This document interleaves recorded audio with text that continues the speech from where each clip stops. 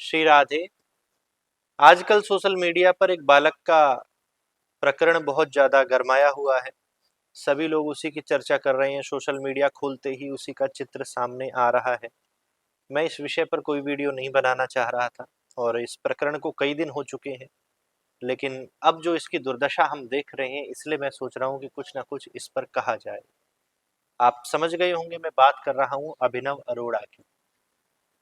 प्रकरण की शुरुआत कहाँ से हुई कि पूज्य श्रीमद जगत गुरु श्री रामभद्राचार्य जी महाराज के मंच पर वह गया और उसने अपने बालपन की एक हरकत करी, जयकारा बीच में लगा दिया। तो महाराज श्री ने उसे डांट कर बोला कि इसे नीचे उतारा जाए। लेकिन श्रीमद जगत गुरु जी को या शंकराचार्य जी को इतना अधिकार है कि यह तो एक छोटा सा बालक है, बड़े से बड़ा व्यक्ति भी अगर कोई ऐसी हरकत करता है, यहाँ तक कि बोलने में त्रुटि करता है, तो महाराज श्री अच्छे से उसकी क्लास ले सकते हैं, क्योंकि उतनी विद्वता और वैसी पदवी वैसी सीट उनके पास है।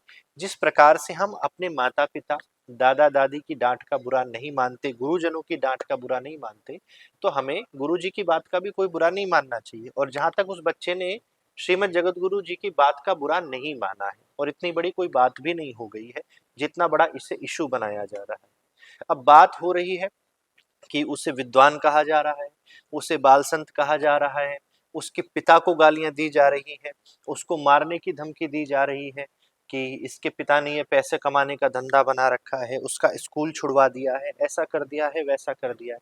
आप उसके बारे में पर्सनली जानते कितना हो? लोगों की सुनी हुई बातों पर आप वीडियो बनाकर डाल रहे हो। शायद 2-4 हजार व्यू आपको भी ज्यादा मिल जाए, लाख 2 लाख व्यू मिल जाए, लेकिन इससे नुकसान किसका है? इससे नुकसान हमारे सनातन का ही है। क्योंकि अभिनव अरोड़ा ना कोई बाल संत है, ना कोई वह विद्वान है जिससे इस प्रकार के प्रश्न पूछे जा रहे हैं कि कृष्ण नाम के शब्द का अर्थ क्या होता है। और और भी कई सारे प्रश्न हैं, मुझे अभी ध्यान नहीं आ रहे हैं, जिनका वह सही उत्तर नहीं दे पाया बंधुओं की। भगवान श्री कृष्ण का पूरा नाम क्या है, तो नहीं दे पाया, क्योंकि भगवान के हरि अनंत, हरि कथा अनंता, अनंत नाम है। जिसको जिस नाम से प्रीति होती है वह उसी नाम को पुकारता है। और वो कोई ऐसा विद्वान बालक भी नहीं है और स्वयं को विद्वान कहता भी नहीं है, जिससे हम इस प्रकार के प्रश्न पूछकर उसकी परीक्षा लें, और जब वह उत्तर ना दे पाए तो फिर हम उसका मजाक बनाएं कि इसको तो कुछ पता ही नहीं है। वो तो नन्हा सा ठाकुर जी का भक्त है, और भक्त कभी भी विद्वान नहीं होता, विद्यावान होता है। विद्वान अलग चीज है और भक्त होना अलग बात है। एक से एक अनपढ़ गंवार भगवान के भक्त रहे जिन्होंने भगवान को प्राप्त किया। तो मेरा तो समस्त सनातनियों से ये निवेदन है कि कुछ लोग अपने व्यू के लिए ऐसी वीडियोस को बना तो जरूर रहे हैं, लेकिन वह भूल रहे हैं, अगर हम सनातनी ही ऐसे अपने भक्तों की टांग खींचेंगे, तो दूसरे जो धर्म के विधर्मी लोग हैं, मलिच्छ लोग हैं, या और भी मजहब के जो लोग हैं, उन्हें बहुत अच्छा हंसने का मौका मिलेगा, मजाक बनाने का मौका मिलेगा। इसलिए बंधुओं, अगर आपको लगता है वाकई में इस बालक से कोई गलती हुई है, तो सोशल मीडिया के पर्दे के पीछे बिना किसी को प्रदर्शित करे इसके माता पिता से संपर्क करो और अपनी बात को रखो कि आपका बच्चा ये गलत कर रहा है, इसमें ये सुधार की आवश्यकता है।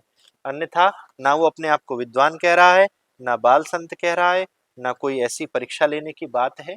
और ऐसा अगर हम कर रहे हैं तो ये हमारी धृष्टता है। तो मैं पूरी तरह से इस स्थिति का खंडन करता हूँ। श्रीमद जगत गुरु जी ने जो किया वो बिल्कुल ठीक था, उनकी मंच की मर्यादा थी, और बालक ने जो किया वह भी ठीक था, लेकिन जो और लोग कर रहे हैं वो बिल्कुल भी ठीक नहीं है।